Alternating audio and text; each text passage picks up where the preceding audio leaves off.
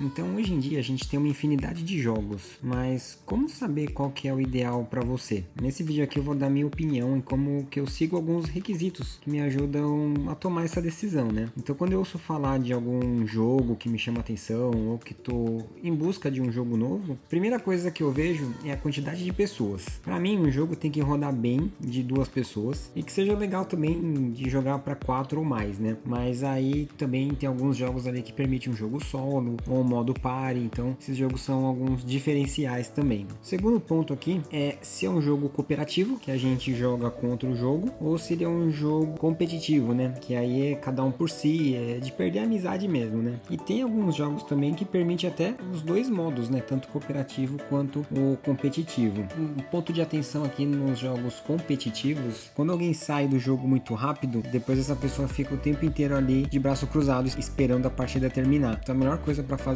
quando é um jogo em galera é um jogo rápido, ou alguns jogos permitem ali de repente uma repescagem, né? Ou então quando é um modo cooperativo, é aquele jogo que todo mundo ganha ou perde juntos. Terceiro ponto aqui é o tipo de jogo, né? Se de repente é um jogo de estratégia, um jogo de blefe, um jogo de investigação, um jogo de RPG, de party game, e tem diversos outros jogos por aí, né? E aí tem jogo aí que agrada a todos os tipos de jogadores. Me chama a atenção também os elementos do jogo, né? Se é um jogo de carta ali, tem que ver se as imagens são legais, né? Ou então se é um board game, tem diversos elementos como dados, miniaturas e tal. A temática do jogo também é algo que chama bastante atenção. Se de repente é um jogo ali de zumbi, de trem, de pirata, de viking, de terror. E tem mais um monte de tipo de jogos aí, né? Tanto que eu até tô trazendo aí algumas imagens da linha Epic. São umas caixinhas pequenas de jogos ali, né? E eles têm bastante tipos de temáticas. E o bom é que a jogabilidade é praticamente bem parecida uma com a outra. Um ponto muito importante também é o peso do jogo, não em quilos, né? Mas é um jogo leve ali, né? E aí esse jogo ele tende a ser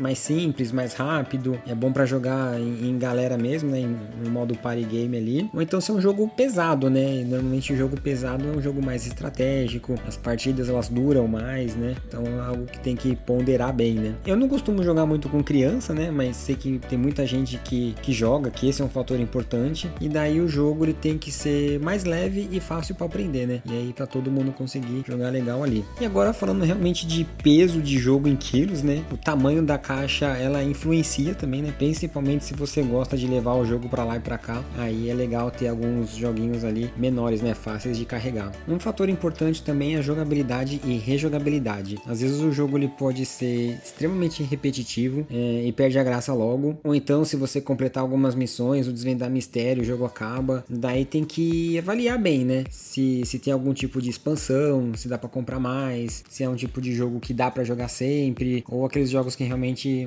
não tem mais nada para fazer, acabou, vou vender o jogo, sabe? A complexidade do jogo também é um ponto importante. Se o manual for muito extenso, ele já me assusta. Mas tudo depende. Às vezes o manual ele é grande e é bem explicadinho, né? Mas sim, às vezes acontece de você ler o manual inteiro e não entender nada. De todo modo, é sempre legal ali tá lendo as regras para você ver se aquele jogo ele vai te atender, se você vai conseguir entender as regras antes de jogar, né? E na internet é bem fácil você achar o manual dos jogos, tanto na Ludopedia quanto no próprio site do fabricante. Aí é bom dar sempre uma olhadinha. E claro, né? É sempre bom tá vendo os vídeos ali no YouTube de como jogar, as regras, gameplay. Eu mesmo aqui criei o canal com esse intuito de estar ajudando o pessoal aí a entender um pouco as regras do jogo. Eu também sigo vários canais, tô sempre de olho ali, né? E depois de entender as regras ali, se você ainda tiver na dúvida se vale a pena comprar ou não, é legal tentar jogar o jogo. Já aconteceu comigo mesmo de eu estar muito afim de jogo e quando eu joguei eu vi que não era tudo isso. Eu já falei aqui no canal de alguns sites que permitem você jogar online, então é legal dar uma olhadinha ali no BGA, né, o Board Game Arena, ou então no próprio Tabletop Simulator, se o jogo tá lá, né. Também é legal para ver se de repente tem algum amigo que tem esse jogo, vai lá, pega emprestado ou vai na casa dele para jogar junto, né. Ou tem algumas hamburguerias, ludotecas, algumas lojas mesmo que permite você poder jogar, testar o jogo, né. Então sempre legal